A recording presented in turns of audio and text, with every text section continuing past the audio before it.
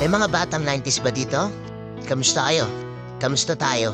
Alam niyo sa totoo lang tayo may pinakamasayang kabataan.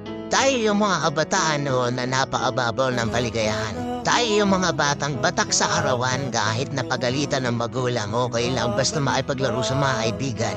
Di natin alam kung ano yung teknolohiya. Di natin alam kung ano yung cellphone. Di natin kilala si Coco Melon.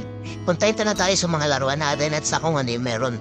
Tayo yung mga batang halos makompleto natin lahat ng laruan sa Jollibee at McDo. Bumibili tayo ng tig-pipisong laruan baka sakaling may laruan dun sa loob.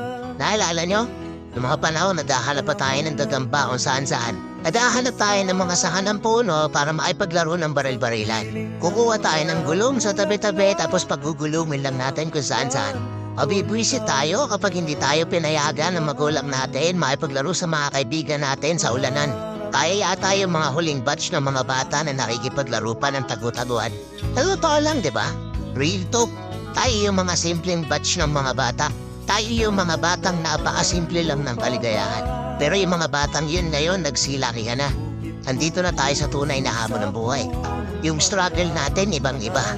Pero magtataka ka, yung mga bata ngayon, iba na rin sila. Yung mga bata ngayon, piling nila mas magaling pa sila sa magulang nila. Yung mga bata